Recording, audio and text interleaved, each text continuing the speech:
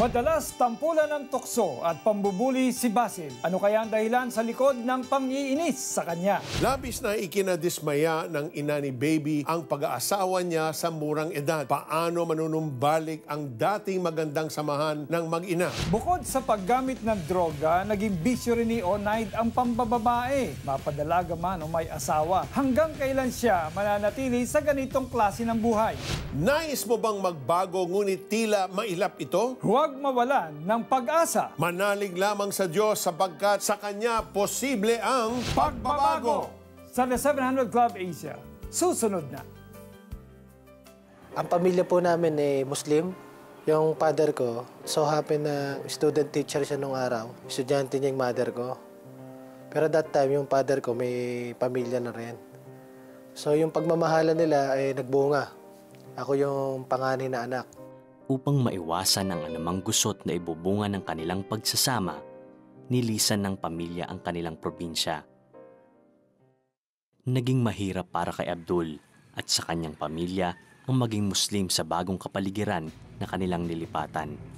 Malamig ang pagtanggap sa kanila at ito ang nagpaigting na lalong isabuhay ang paniniwalang nakakabit sa kanilang relihiyon. Turo pa naman ng father ko, kill the bully. So dala-dala ko yon nung mag-umpisa nung childhood years ko hanggang doon sa binata ako. May mga katrabaho ko sa supermarket na mayayabang, siga ang dating, nambubuli. Habang ako yung nagdi-display ng produkto na naka-assign sa akin sa supermarket, challenge ako nung isang trabaho ko rin din sa supermarket. Napikon niya ako. So anong nangyari? Nagkasuntukan kami. Abdul! Tigilan mo yan! Pag hindi ka tumigil, tatanggalin kita sa trabaho. Ito pong manager na mawat sa amin ay isa palang Kristiyano. Isang mahabang proseso po ang ginawa niya sa akin. Magandang umaga mga kapatid, tayo'y narito. Sinali niya ako sa Bible study group. Medyo hindi ko nagustuhan yung shiner ng pastor. Lagi niyang binibuild up si Jesus daw ganito, si Jesus daw ganito. Ang ginawa ko, pinunit ko yung Bible. Ang isip-isip ko, kinalakihan ko kasi Muslim. So, napikon ako. Ganito man ang naging tugon ni Abdul sa mga narinig. Matyaga pa rin siyang isinama ng kanyang manager sa mga ganoong uri ng pagtitipon. Until one time, nagtanong yung pastor, sino ba yung tao dito na kailangan niya yung kapayapaan? You can never have peace in your life unless you accept the Prince of Peace. Sino yon? Sabi ko sa isip ko noon. Tinanong ko kung sino yon. Sabi niya si Jesus Christ. Habang nananalangin, nakapikit ang mga mata, nagtaas ako ng kamay. Gusto kong tanggapin si Jesus Christ. Tinanggap ko siya as my personal Lord and Savior ng aking buhay. Di matutumbas ang kapayapaan ang ngayon nag-uumapaw sa buhay ni Abdul. Sinisikap niya ngayon na maibahagi sa kapwa Muslim ang nararanasang kapayapaan mula kay Isa Almasi o Heso Kristo. Dati po, si Abdul Ibra is a troublemaker. And ngayon po, sinisikap ko po maging peacemaker. Ngayon po, ginagamit po ako ng Panginoon Diyos para i-reach out po itong kapatiran po natin na Muslim. True enough po, hindi po siya madali kasi it might endanger my life. Pero still po, naniniwala po ako na pagka yung Diyos ay may plano sa'yo, iingatan ka niya, and you will be covered and sealed with the precious blood of Jesus every single day. Ginagawa ko po ito upang mas marami pa pong Muslim na ma-reach out po at makakilala po na si Jesus Christ o si Isa Almasi ay siya po ang tunay na Panginoon Diyos. Peter, ang ganda ng kwento ni Basil because here we are confronted with who really is Jesus as compared to the other gods. At dito ay maliwanag na si Jesus Christ pala. At ito nabasa ko mismo sa Quran He's being considered as a prophet. Ang pangalan niya, Isa Almasi. At nabasa ko rin doon na kinikilala na siya ay he was a resurrected prophet. So, ang kaibahan ng ating Panginoon is that He's a man of peace. Ang kaibahan ng ating Panginoon ay maraming mga Diyos. Yung mga Diyos na yan, sila palagi ang merong mga requirement. But our God, tingnan ninyo, ikumpara ninyo, baging yung mga nag-aaral ng theology, He's the God who showed and professed love to His creatures. Tama yan, in spite of the fact, Alex, that they crucified Him. That is the central message of Jesus. In fact, Basil saw kindness in his boss. Diba? Dahil siyang binububog niya yung office mate niya, but the boss forgave him. And even if he was rebellious during the Bible study time, still the boss showed kindness. The same kind of love that Jesus extends to you. The same kind of love that we saw when He gave His life at the cross of Calvary, so that He paid for your sin and our sin. And that's the message of the cross. Forgiveness, salvation. We want to pray with you right now, those of you who are watching. If you know about Jesus up here, but you've never received Jesus in your heart, this is your moment. Turn over your life to Jesus Christ. Let's pray. Just say, my Lord, I saw how rebellious was Basil, how his life was, and yet you extended love, you extended grace, you extended mercy. My life too is so rebellious. I want to do things my own way. But now, Lord, I surrender to you. I confess that I'm a sinner. Thank you, Jesus, that you died on the cross to pay for all of my sins. And I receive right this moment that free gift of salvation that you extend to me.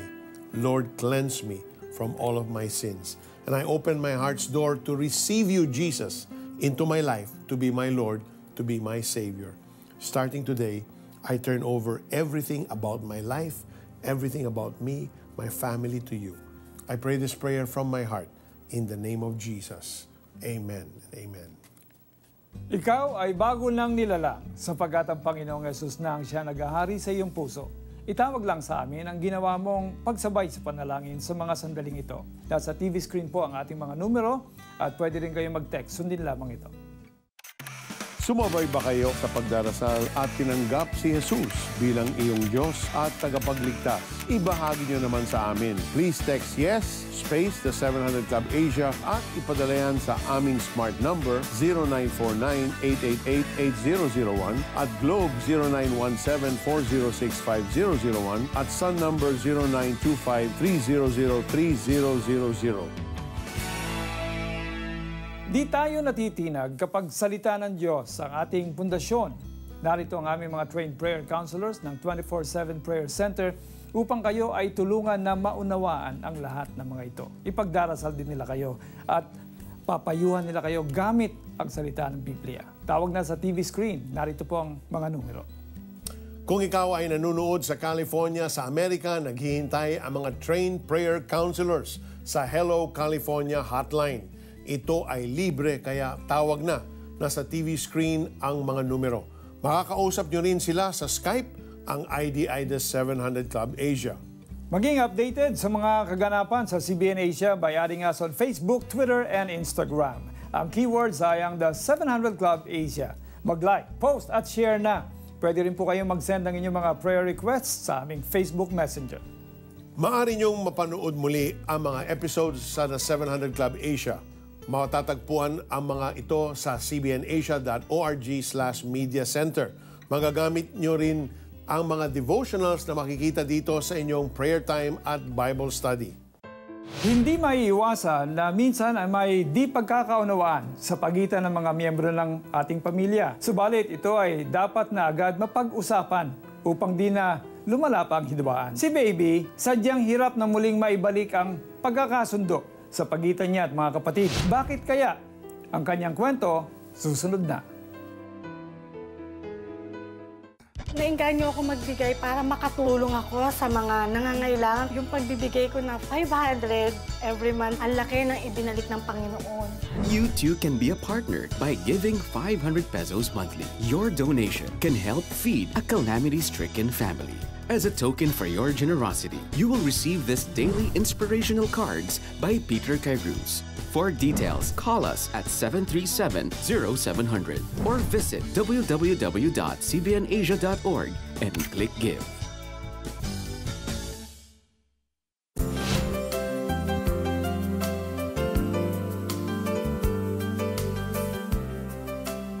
lumaki ako sa isang pamilya na ang aking ama ay malimit nakainom o lasing at ang aking ina ay sa tuwing magkakita sila, lagi silang nag-aaway. At hirapan ako noon. Dahil sa sitwasyon ng pamilya, sa edad na 20, nakipagrelasyon siya sa isang tambay. Sa galit ko, nung niyaya akong mamasyal, tumakas ako. Sumama ako. Nagtanan kami. Matapos magtanan, nagdesisyon sina Baby na bumalik. Hindi ito naging madali. Labis na paghihirap ang kanilang naranasan, lalo na't walang basbas ang kanyang magulang sa kanilang pagsasama. Nagtrabaho bilang street sweeper ang asawa ni Baby at siya naman ay naiiwan sa bahay. Kahit buntis ako, magsisibak ako ng kahoy. Noong mga panahon na yon, hirap na ako. Wala na akong pag-asa. Gusto ko nang bumigay. Ngunit isang gabi, isang programa ang kanyang nasumpungan na nagbigay ng pag-asa sa kanya. Napanood ko si Pat Robertson ng 700 Club. Tinukoy niya na may isang nanonood na nahihirapan at hindi niya kaya ang sarili niya. Kapatid, kung hindi ka pa nakakatanggap, itaas mong kamay mo. At itinaas kong kamay ko noong araw na yun. Dahil wala na akong pupuntahan eh. Parang nowhere na talaga. Hindi ko na alam. Sumunod ako sa panalangin ng pagtanggap. Naging bahagi ng isang simbahan si Baby at nagkaroon ng mga kaibigang maaasahan at may takot sa Diyos. Tuwang-tuwang-tuwa ako, naiasa ko ang sarili ko sa Panginoon. From there on, talagang hindi ko na siya binitawan. Sa kanyang pagtanggap sa Panginoon, kaakibat nito ang pagpapatawad niya sa kanyang ina, na sa huli ay tumanggap din sa Panginoon. Pinatibay ng Panginoon ang puso ko noong mga panahon na yon. Salamat sa Panginoon, salamat sa asawa ko na nakuha kong tanggapin ko ano ang naging sitwasyon. Ibinabahagi din ni Baby ang pagmamahal ng Diyos na kanyang natamo sa mga batang naliligaw ang landas. Ginagamit ng Panginoon ang kanyang pinagdaanan upang magsilbing buhay, pagbabago at pagpapalaya sa iba. Mabuti na lang, napakabuti ng Panginoon. Nakakilala muna ako sa pamamagitan ng 700 Club. You know, Alex, what I find so amazing dun sa kinento ni Baby, though that happened such a long time ago, makikita mo that moment, that very second when she decided to give her life is so real to her. Makikita mo na chine-cherish niya yung moment na yun kasi alam niya, doon naging turning point ang buhay niya. That was the point when she received salvation and her security for eternity. Sa totoo lang, Peter, ang Panginoon ay nangungusap sa maraming kapamaraanan, maaring sa 700 Club, of course, sa mga pastor, sa mga pangyayari sa ating buhay. Ang kailangan lamang natin ay kapag dumating yung crisis na yon, magtiwala tayo sa Kanya, tumawag tayo sa Kanya, sapagkat sinasabi nga ng salita ng Diyos, our God is a present help in times of trouble. Amen. Amen. And right now, I'm sure, Pastor Alex, marami na naghihintay to be helped by the Lord through His miraculous healing. So please lead us in this prayer and that the Lord will release healing and meet them at their time of need. Amang Banal, maraming po salamat sa pagkatuloy na kinakatagpo mo kami sa ganitong mga pagkakataon na kung saan kami ay tumatawag sa inyo at naninikluhod. Lord, salamat po sa iyong awa, sa iyong habag sa aming mga sitwasyon. Panginoon, sa mga sandaling ito, Lord God, ipinakikita mo sa akin, Panginoon, napakaraming mga bata nalulong sa mga gawa ng demonyo, lalong-lalo na sa cybersex, na kung saan mismo ang kanilang mga kapamilya, mga magulang even, are the ones who are luring them into this kind of lifestyle na kung saan magdudulot sa kanila ng kapahamakan at kawalan ng pag-asa sa buhay. Lord, maging ang mga bata na nagiging biktima ng trafficking, Lord God, sex trafficking. kalunos-lunos ang kanilang kinasapitan. Sa pangalan ni Jesus, Lord, I pray that you would reach out to touch these lives upang sila'y mabago. Gamitin niyo nga po, Panginoon, ang mga lalaki at babae na itatayo ninyo, na binigyan niyo po ng malasakit para sa mga batang ito. Lord, dalangin ko, Panginoon, na gamitin mo mga ahensyang ganito, ang mga organisasyon na tunay na kumikilala sa iyo. Those who are God-fearing, Lord God. Lord, bless them. Empower them, O God. Abutin niyo po sila. Ngayon, maging sa mga sandaling ito, ay nadidiscern ko may mga bata na sila ay nalugmok na sa prostitusyon, dinala na sa ibang mga lugar, nasa ibang bansa, umiiyak at tumatawag sa Panginoon. Lord, I pray that you would cause, Lord God, any person or organization, even the authorities, Lord God, to locate them. And Lord, please rescue them in the name of Jesus. Anumang gawa ng kaaway, Lord God, winawasak namin ito na sumisira sa mga kabataan. Even right now, Panginoon, I pray na lalo mo pang gamitin ang episode na ito, ang programa ng 700 Club upang maabot sila at mabigyan ng kaliwanagan, Panginoon, that you are a present help in times of trouble. Even now, Pastor Alex, there are several parents that are so concerned, and even some mothers that are weeping for their sons that have become an addict to computer games, and namamasdan nyo na pati yung attitude nila nagiging disrespectful sa inyo. They're being just secluding themselves and being alone in the room. And right now, the Lord is saying to you, He hears your prayers, He hears the cries of your heart, and He will divinely intervene in the lives of your sons and daughters now in the name of Jesus. Lord, give these parents the authority. Lord God, you are in charge over your children. You are in charge over your home. So even now, the Lord says, I have given you authority. So you can speak to your children in love and take authority over that situation in their lives in the name of Jesus. There's someone right now that's also a struggling addict. You've been in and out of the rehab and you're wondering, is your life going to be this way until you grow old and die? No. Even now, the Lord can set you free. If you are willing and surrender everything to the Lord is going to remove that taste for drugs, that desire for drugs in your body right now. Receive that miracle in your life in the name of Jesus. Several also are alcoholics.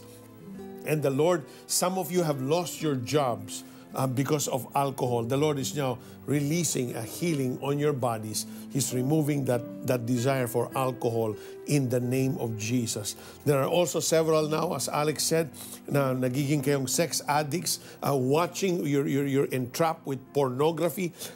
We break that. We bind that in your life right now, and we break it and pull it out of you and say, no weapons against you can ever prosper in the name of Jesus. We pull down the spirit of pornography in your home in the name of Jesus. And we declare freedom, healing in your homes right now, in your hearts. Receive that, kapatid, in Jesus' name. Hallelujah.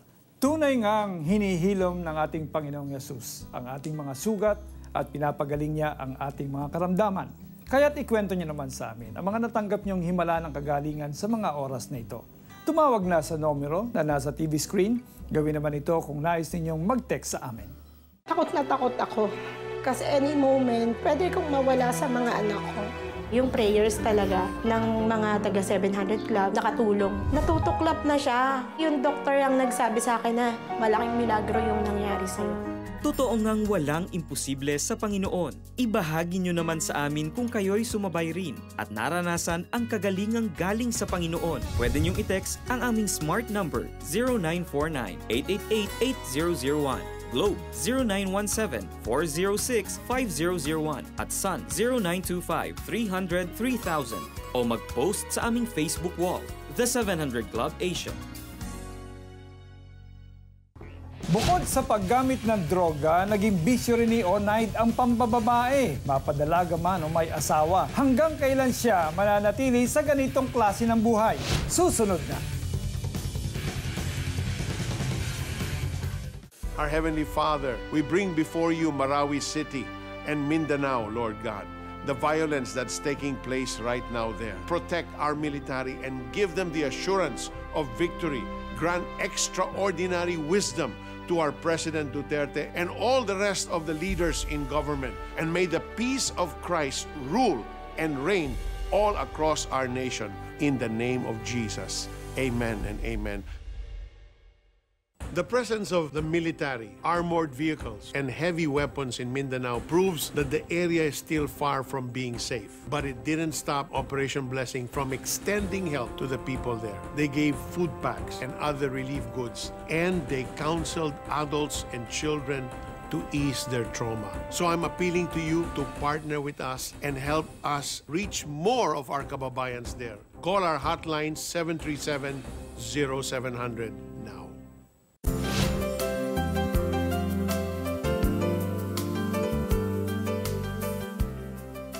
Palibhasa'y laki sa Kristiyanong pamilya. Masigasig na naglilingkod noon sa Diyos si Onaid. Naging youth leader pa siya sa gawaing simbahan. Ngunit sa pagdaan ng panahon ay unti-unti siyang nawalan ng gana dahil sa impluensya ng barkada. It was in this period na nakapag-drugs ako, tapos adultery, umiinom din ako. Madilim kasi parang layo-layo ko na eh. Lalong lumala sa bisyo si Onaid nang siya'y magtrabaho bilang isang medrep. Naglalagay sa mga, minsan yung doktor, kung kailangan ng chicks ng doktor, di ba? Kasi pakisamahan mo. After ko mag-medrep, naging naman akong educator. Nag-educate kami ng about AIDS para mapigilan ito by using contraceptives. Natawa nga ako noon, para ka nag-evangelize. May tracks din kami. Kaya lang yung tracks, may kung ano nakalagay, tapos may condom sa loob. So sabi mo, ganito ang proper, safe sex, ganito ganyan. Magle-lecture ako. Tapos hindi mo sila makakaus, di kayo magkakaintindihan pag hindi kayo magsasalita ng bastos. Dumating nga ako sa point, ako bilang lalaki, na pag pumasok ako, may mga nagsasayaw na babae, parang baliwala na sa akin. Kasi gabi-gabi mo na nakikita. The whole thing is a compromise eh. Karoon ako ng maraming relationship, maraming babae. Parang naging lifestyle ko eh. So may asawa, alaga. Alam ko na nangungusap sa akin ang Panginoon, pero dinededma ko lang. Kasi either yung time na yun, naihiya ako kasi kasalanan na ako eh. Or yung time na ini-enjoy ko pa rin talaga. Parang hinaing ako na i-break yung mga ganitong practices. Hindi nagtagal ay nagkaroon si Onaid ng 2 anak sa kanyang nakarelasyon. Magkagayunman, hindi nagtagal ang kanilang pagsasama at bagamat sagana, dama pa rin ni Onaid ang kawalan ng direksyon at silbi sa buhay. Napaka-lungkot. Parang wala akong satisfaction sa buhay. Dahil hindi naman ako mayaman, pero lahat ng gusto ko nasa akin naman. Dala ng matinding pagkalugmok, naisip ni Onaid na muling magbalik loob sa Diyos. Humingi siya ng tulong sa kaibigang pastor sa dapat niyang gawin. Hindi ko malilimutan yung sinabi niya na, alam mo, pag kaya napakaramdam mong ang dumi-dumi mo, ibig sabihin kitang-kita mo yung kalulhatian ng kabanalan ng Diyos. Kasi the more nakikita mo yung kaputian niya, doon mo makikita yung kaitiman mo. Nag-strike talaga sa akin yun. So, yun, lumapit ako sa kanya. Sobrang appreciate ko sa ginawa ng Panginoon Diyos sa akin na yun. Dahil kung hindi, wala, nandun pa rin ako sa ano eh. Wala talaga. Walang meaning yung buhay ko. Sa kanyang paglakad sa katwiran at pag-ibig ng Panginoong Diyos, biniyayaan siya ng masayang pamilya nang makilala niya ang kanyang asawa. Maten muna siya, tapos nakakilala ko siya. Hindi naman ganun pa-automatic na. Pero doon ko siya na-meet. And then, from there, nagkaroon kami ng kakilanlan. Tapos, hindi ko rin alam naman na Christian siya. Ngayon, sentro ng mag-asawa ang Diyos sa lahat ng kanilang gawain. At present, I'm actively involved sa organizing mountain biking events. Hindi naman lahat ng mga bata may access sa internet, sa library. May mga assignments sila, hindi naman nila magawa sa bahay kasi magulo o walang ilaw, walang table na maayos. So yun yung naging objective nun, gumawa kami ng isang center. Si Jesus ang nagbibigay ng fulfillment at joy sa puso ko kahit ano naman ang ginagawa ko ngayon. Meron akong kontento ako. Lahat ng ginagawa ko, whether sa events yan, sa bike yan, sa aso yan, sa takda, or whatever, binigyan ako ng Panginoon ng heart na gawin ko to para sa Kanya. Lahat magli-lead para sa kaharian niya. Wala pa si Jesus sa akin, wala ang direksyon. Naging roller coaster lang ang buhay ko. Pero sa Panginoon, Jesus ka lang naman pala babalik. Katulad nung story ng prodigal son, bumalik ka lang sa Ama, tatanggapin ka niya, yayakapin ka niya, patatawarin at parang panibago ng buhay na ng lahat. Onay discovered that although he did not, what do you call this, he pursued every kind of pleasure, he did not withhold anything, and yet, at the end of the day, empty pa rin ang feeling niya, he was never satisfied. Only Jesus fulfilled that satisfaction. Alam mo, Peter, bilang isang counselor, no, ang dami ko nang narinig ng mga salaysay ng kanilang kwento, ng kanilang mga buhay, nakakilala sa Panginoon, and then gumawa pa, nag-explore pa sa mga kasalanan, katulad nga lang binanggit ni Onaid na prodigal son. Pero ang mahalaga yung pag nataniman ka ba ng salita ng Diyos. Alam mo na, pag napagod ka pa, balik ka sa Kanya. Yeah. Ang gusto ko lang sabihin, huwag nyo na pong hintayin pa na umabot kayo sa punto na baka kayo'y humulagpos sa pagkapit ng Panginoon. So, habang may panahon pa, kasi ang sabi ng Panginoon, this time when I call on you, do not harden your hearts. Ibig sabihin, pwede pala nating i-harden yung heart natin eh. So habang maaga pa, isuko na natin ang ating buhay sa Panginoon. Sabihin natin, take my life, it's yours. Amen. Amen. Most of us want to change, syempre for the better. But no matter how hard we try, we simply cannot change ourselves on our own because transformation is more than just willpower, yung decision. It is only through Jesus Christ that we can achieve the change we desire for ourselves and for our families. Posible ang pagbabago at tagumpay sa ating mga buhay. Tandaan lang natin, ang sinabi na ito ni Propeta Zacarias. Pinapasabi ni Yahweh na makapangyarihan sa lahat. Ang tagumpay ay hindi makakamit sa pamagitan ng lakas ng hukbo o sa sariling kapangyarihan, kundi sa pamagitan lamang ng aking espiritu. Zacarias, Kabanata 4, Talata 6. Narito ang mga kwentong dapat ninyong abangan bukas. Maayos naman ang tahanan at pamilya. Bakit napariwara? Kristiyano naman ang mga magulang. Bakit nalulong sa shabu at basag ulo? Mga ngalakal na maayos at marangal. Bakit inambush? Mabait at masipag na estudyante. Bakit naloko ng isang religious cult? Silang mga biktima ng abuso. Ngayong Biyernes pagkatapos ng saksi sa GMA.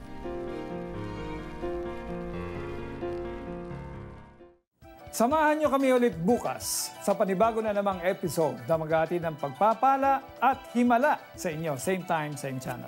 Laging sa puso na buhay ay gagahan kung si Jesus ang ating sandigan. Mahal tayo ng Panginoon. God bless you more.